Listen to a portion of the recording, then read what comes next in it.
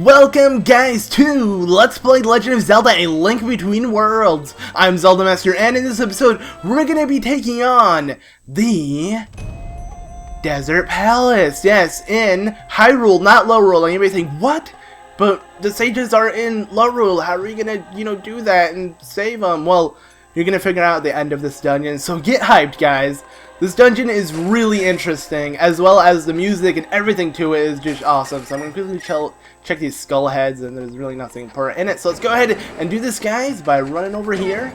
And yeah, it's a really straightforward dungeon if you know what you're doing, and I'm going to try to show off everything as simple as possible, not make anything confusing, because there's a lot of rooms, and you're kind of able to head through several different areas, so it might get confusing, but like I said, it's not, as long as you know what you're doing. So yeah, anyways, let's go ahead and quickly take out these enemies now that we are in the next room of this dungeon. And it acts a lot like the Desert Palace in A Link to the Past, which is you're gonna head from basically dungeon to dungeon, so you go outside of the dungeon to make it to a different part. It's also similar to the Spirit Temple as well in Ocarina of Time, which I find really cool. So this whole dungeon isn't just what you see here, so keep that in mind. Anyways, now that these enemies are defeated, I believe, is there anything else we need to get here? No, I don't really think so. Alright, once we get the compass, things are going to be a lot easier. Like, literally, when you have the compass, it's so much easier. But anyways, there are beamos here that if they see you, they will hit you, so you want to sneak up and just pass by them like that. And there we go. Yeah, we avoided them pretty easily. Anyways, now that we are in this room, we want to hit those switches back there, so let's go ahead and do that by controlling the sand. Yes, I'm an earthbender from Avatar. Super freaking cool. But yeah, there you go. Once you hit them all, this will open up that gate, and you can, I guess, just jump down like that. And oh, geez, that hit me. Anyways, before you continue through here, quickly let a wall of sand block your path, because yeah, those beamos are going to hit you and they hurt, and they knock Link down every time they hit him. But yeah, we make it in this room. This room is a little tricky for some people. It might be. It was at first for me, but then I figured it out really fast. It's kind of similar to the Thieves' Hideout, where you have to pull these things. You have to pull these statues on specific freaking tiles on the ground like these, and they're technically switches. So let's go ahead and have the sand rises upwards, and there we go. Now we got two near these switches. We're gonna go ahead and place them on them, and I'm not making any sense. That's just me. And if you hear that weird squeaking noise, it's not a Mire, it's actually a rat, which kind of is annoying because I think it's a Mime. I'm like, is that a Mire? But it's not. It's a freaking rat just being annoying. They shouldn't have had like two, like an enemy and like a type of other creature in the game have the same noise or similar sounds, because it might be confusing. But there we go. I went ahead and pulled that demon statue here, and now they're all of the tiles, and we can advance through this area. So yeah. And did I mention that the music for this palace is absolutely awesome? It reminds me a lot of the Spirit Temple. Actually, this whole palace reminds me of the Spirit Temple, which I really like about it. But there we go. We have taken on the first part, and now what we want to do is head from the right to the left, just like that. So avoid that and continue through here, and the door will lock. And now we have to fight some people. And I realize there's boss music every time you take on a mini boss, just like other Zelda games, you know, the 3D main ones that everybody plays, which I find really cool. But yeah, I need to somehow get this pokey-like creature out of the sand, and once I do, he shall be defeated. So there we go, we got him. And you can either just hit his body like this, they explode on you, yet they take a heart, but it doesn't matter as long as he dies. Whoa, he's just like bouncing all over the place. Come here. Okay, there we go. He has been defeated. A chest falls from the sky, and that door opens. So we're going to go ahead and head over to that door, because we can't make it to that chest yet. The reason being, and I'm going to quickly show you before you're like, yeah, you can, or I think you can. Well, this is blocking out these big rocks. And you may think, what? And it's blocking that door too? Am I getting an item from this dungeon? Is it gonna let me hold bigger boulders and throw them and stuff? Well, I don't know. I'm not entirely sure. Maybe. I mean, you might get it. That'd be pretty cool, but I doubt it. I mean, why would they give you such a cool item like that? I don't know, but yeah. Continue through here, take on these Gibdos. I believe they are Gibdos, I'm not entirely sure. So I have to check my, I gotta research it and check if they actually are still called Gibdos in this game or not, but yeah. They are basically like mummy-like creatures, and they take a while to die and stuff. Anyways, let's go ahead and... Oops, I didn't mean to do that. Let's quickly merge on... No! Okay, I'm going to quickly resummon these before they fall down, because obviously if you couldn't tell, the sand you rise from the depths of the earth are only up for a short period of time, of course, so yeah, you gotta like make use of it. Anyways, we got ourselves a really simple rupee thing from that chest, yes. I'm blanking for some reason, and make your way over here and just continue. So I believe there's going to be a door, yes? Right here, there's a bunch of rupees like this. Pick up this item within inside this chest, which is a compass. And now we can see all the chests within this dungeon and pull this lever. Don't worry, this lever causes a good thing. It's a stream of sand to fly through. Just, you know, yeah. And it's going to fill up the room that we were previously in. So let's go ahead and head over there and... will you look at that? Yeah! Now we can pick up this chest really easily. And get the small key and also head inside this door that I believe was locked. Yes! Alright, nice. So far so good, guys. We're doing this really quickly. Good progress. Anyways, let's go ahead and pull this. And this has to be like one of the coolest like pan shots ever. Look at that. It's a really, you know, top-person perspective view of the room getting filled with sand. Yeah, that's really sick. And this has to be actually my favorite room within the dungeon because how vast it is. It's a really big dungeon with a really neat concept. You basically have to like just, you know, merge on the sand tiles you create and just make it to other sides. I don't know, the concept for this game is really interesting, and I love the merging. And yeah, anyways, as you can tell, we can't make it there because it's blocked by these handlebars, I guess. So what we want to do is merge on here and yes, walk through there. Something you wouldn't expect, especially with that stream of sand just constantly flowing like a freaking waterfall. But you're supposed to do that, and you get yourself the Titan mitts. These mitts will allow you to hold large boulders, pick them up and throw them, and do really cool stuff with them. Much better than I believe the power mitts that we got earlier. So yeah, awesome, awesome, awesome. Now let's head over here really quickly. I believe this will actually take us backwards, so I don't want to go through here. I believe I'd rather go through here. This will take us back as well. What's the best way to take? I believe actually if we head over here, basically once you get the Titan mitts, you want to backtrack to the room that have the big boulders that I was talking about. And I believe it's this room. Yes, this will take us this is the most efficient way to head back. There we go. We're inside the room, and now we're gonna go ahead and open up this chest. But wait a second. Okay, I really want to listen to this. I really like this music. Wow. Sounds amazing. But anyways, Link's sound effect. Yeah! He picks it up, and you get yourself a small key. Whoop you friggin' do! Now let's go ahead and pick up this. Okay.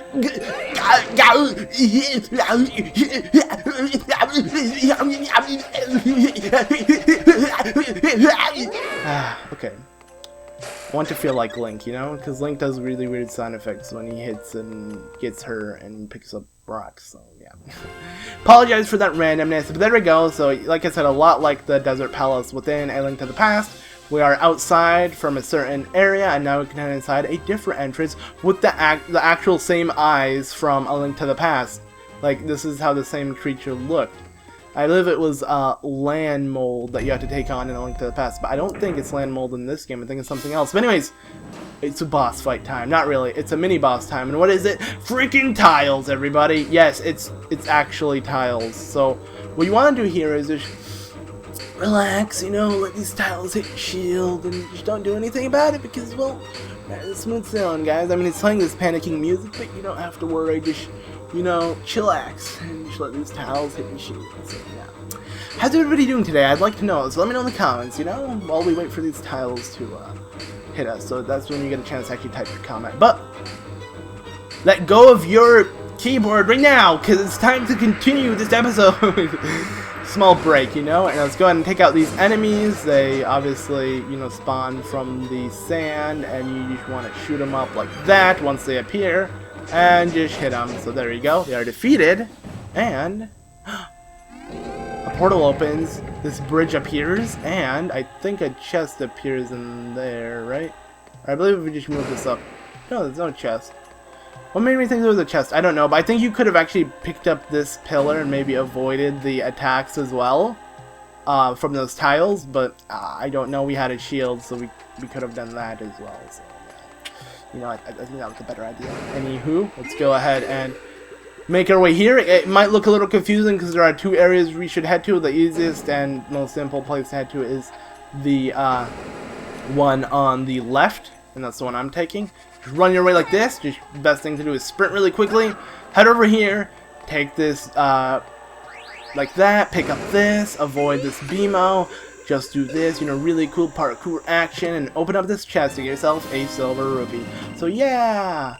Now we can continue through here. I don't think there's anything in particular over here. This is actually going to take you to the right side. So that's why I took the left side, so I can grab that silver rupee, as well as continue throughout this dungeon. Anyways, this room might be a little tricky because it has a bunch of weird block switches that go off when you hit a certain switch from red to blue. So yeah, it seems confusing, but it really isn't. There's like just two simple steps you want to do this. So as you can tell, that arrow shooting wall wants to hit the switch, but that guy's blocking it. So what we're going to do actually is head over here, hit the switch, make our way up here, and then head on this platform, and then have this go up like that and pull this back. There we go, we have done it. So let's hit the switch like this, merge on the wall. Once the sand goes down, the arrow will hit.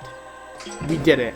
So we pieced the puzzle. Now we just let it automatically do it for us. It's basically gonna be timed, you know, one blue, one red, one blue, one red. Luckily this has infinite arrows and it constantly does it, so you don't have to worry about coming back to that section, which is really cool. And I didn't see that endless pit there, so whoops. Gonna merge on the wall and have it kick us upwards from here as well. So yeah, I really like this. We kind of made a super cool, interesting puzzle-like thing. But yeah, anyways, this room has a really neat concept to it. First thing I want to do is actually get the chest that's here, though. So, oh, a chest. I didn't see it under the sand, but okay, let's go ahead and open it up, and we get ourselves a silver rupee. So awesome. The next thing I want to do actually is head over here, grab my bombs. Don't worry, the only thing you actually need throughout this palace is the sand rod. I believe there are enemies that have bomb-like moves throughout this palace, so yeah, you don't have to worry about that. But quickly pick up this boulder, and while these balls pass by, these like boulder ball things, you want to quickly rise up the sand so it continues throughout this section. So let's go ahead and do that. Oh, I was a little bit behind there. Whatever. Let's try it again, I guess. So let's wait for that boulder to fall down. Wait for another one to respawn. Let's do this again.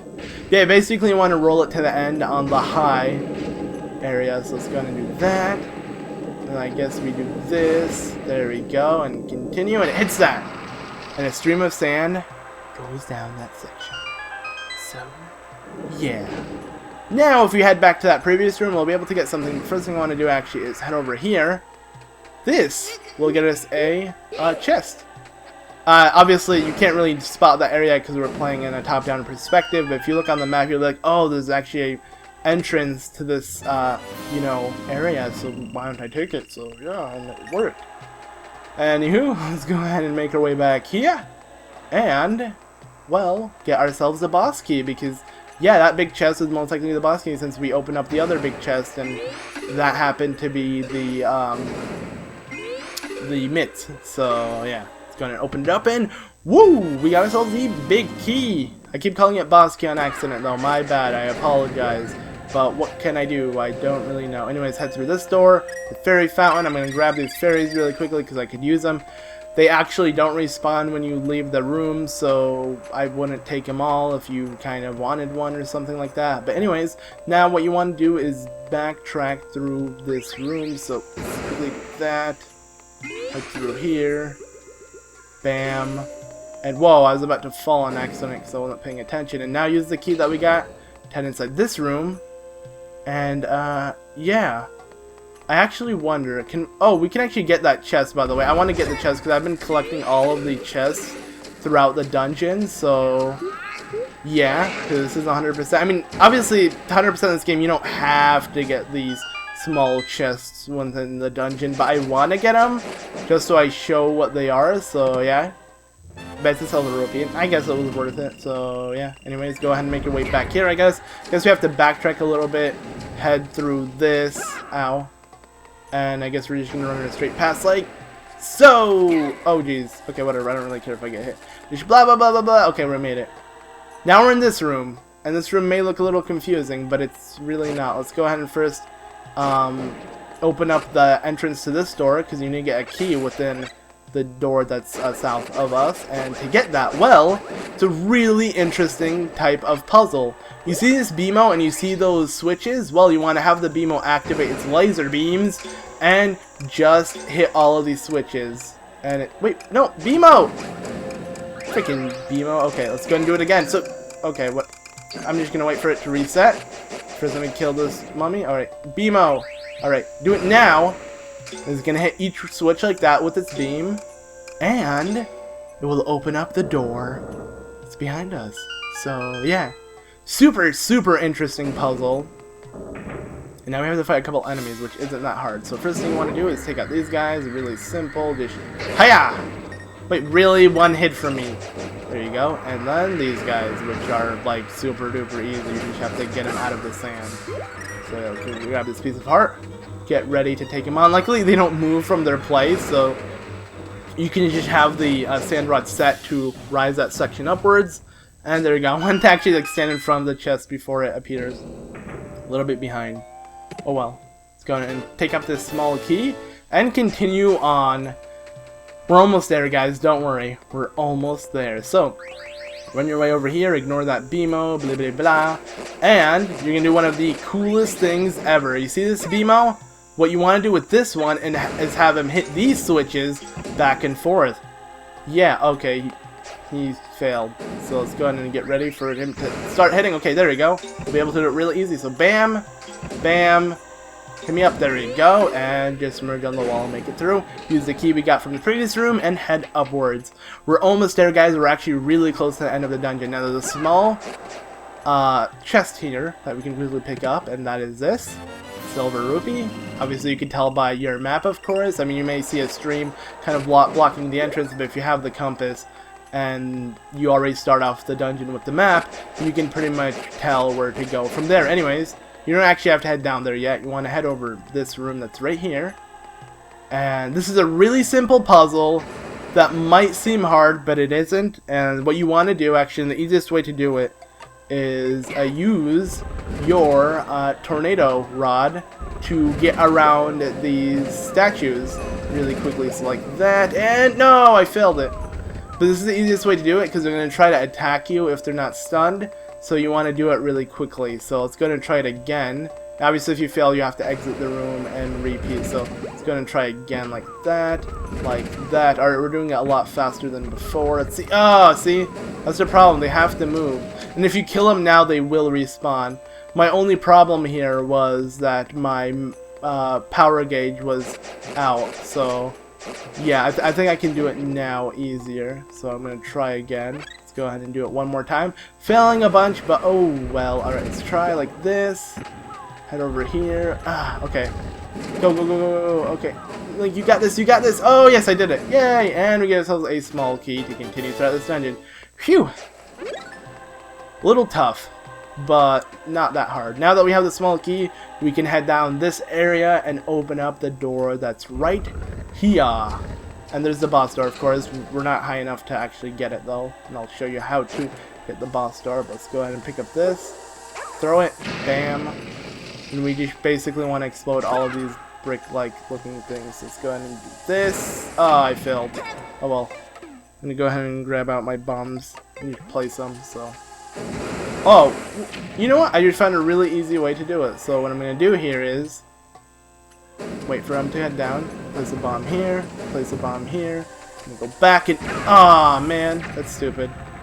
Trying to be really conservative with my power gauge, but it's not really working. So yeah, go ahead and rise this up, hit him. We can do that. We'll just take the slow path. But basically, you want to break all of these rocks that are blocking that arrow from hitting that switch over there. So that's basically the puzzle here. So let's go and do that. Explode. Put a bomb here as well. Hit this guy. Pick him. Oops. Pick him up. Put him here. I'm gonna kill this guy really quick and grab all the rupees that are here. I'm gonna merge into the wall so I avoided an explosion. And let's grab these rupees as well. So yay! Rupees galore. Now it's time to break that last brick that's over here. It's going to be really simple if actually I'm able to place a bomb without using my sand rod on accident. And bam! There we go. Now, stand over here and let the switches reverse. And yeah, we can just make our way through this area. So we have created an amazing Supreme Machine. Now, all you want to do is pull this. This will have sand head through here, and we are done. And yes, goodbye freaking demon statues. They die. Actually, no, they also rise up with the sand. I don't know how. Normally they'd get covered, but whatever, and they want to attack me because I said that. Sorry. Anyways, the boss door is here, everybody, so let's head inside. Here we go. Now, obviously, before the boss, we have to head back to, well, believe it or not, we need to rescue the sage, right? And the enemy isn't really in here, nor is the sage statue. We have to head back to Lorule. So we're gonna head through this thing. But first, let me see what's in here.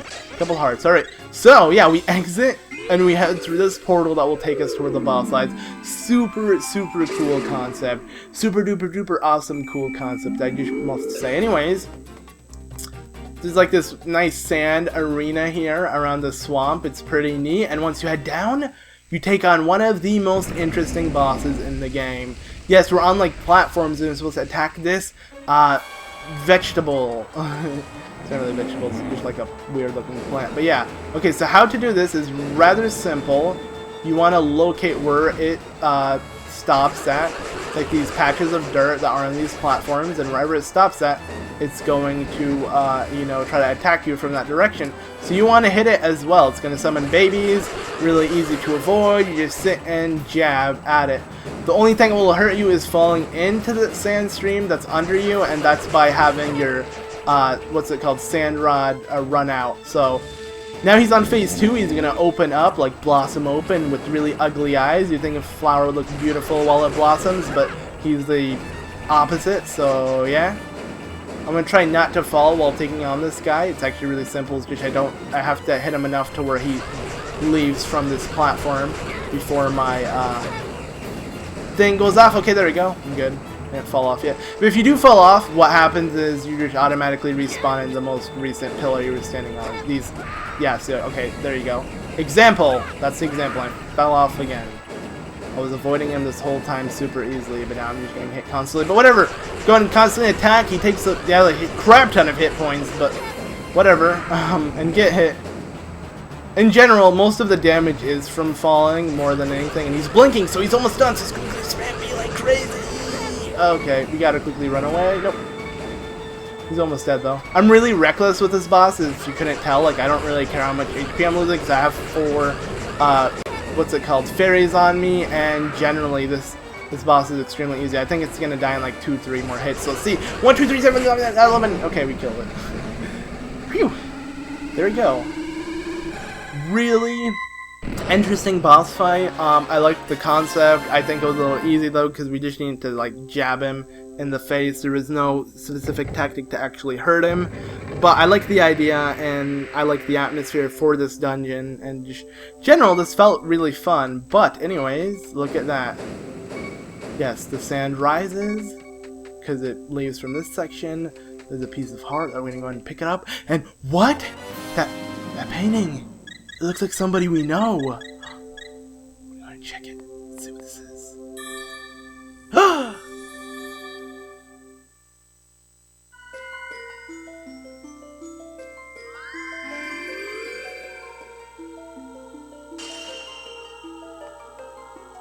Hey? You came to rescue me? Well, I don't know what to say, Link. But, hey! My fortune came true after all.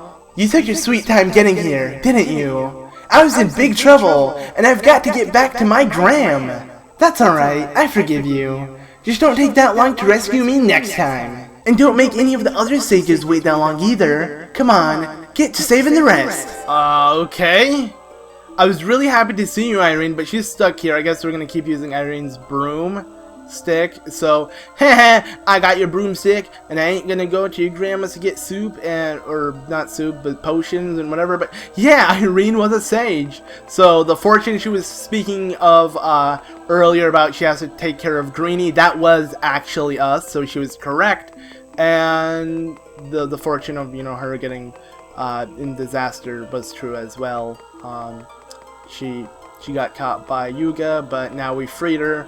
We got the painting and all of that good stuff. So there we go. I really love running around this. It's just so awesome. A Link Between Worlds is an amazing game. I'm just saying that if you don't own it, I command you to get it if you have the money and you have a 3DS and all of that, of course. I mean, if you're able to get it, then you definitely should, because this is an awesome game. So anyways, let's go ahead and exit from the Sage's Chamber. And whoa, they're like surprised. Yeah. They're both like surprised, like, oh wow, Link is leaving like a badass, and oh, lovely Zelda. What is it like being from a kingdom blessed with so many happy endings? Once upon a time, Lorule was such a place. Once, but no longer. Lorule is just like Hyrule, so very beautiful, so very promising. We have need of a hero, and your Link is superb. We all deserve happy endings, don't we? I can only hope that Link is victorious. What? So... Huh. So it seems as if Princess Hilda has Zelda's painting, and she's okay with it, so she doesn't seem like she's the nice one she wants. Seems like she just wants to use us because she wants a happy ending, kind of like how Princess Zelda had with Hyrule. And maybe that's why Lorule is what it is today, because it didn't have a hero, so she's using us! But Link doesn't know that, so we're gonna have to continue with the Sage questing. I mean, in general, we still need it to do whatever we can do, because they are our allies, and they're gonna help us throughout whatever battle we uptake. So, yeah, lot on our plate, I must say. That cutscene kind of says a lot, and makes you wonder what's going on with the story, who Princess Hilda actually is, and all of that, but...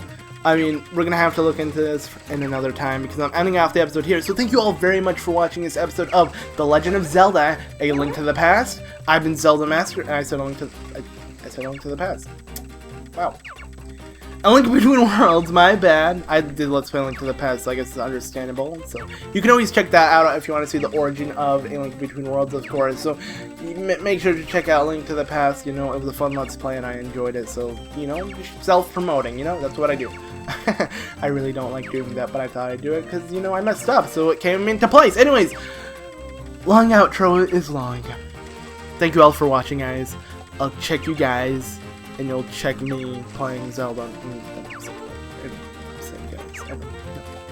Alright, anyways, adios, guys. Goodbye.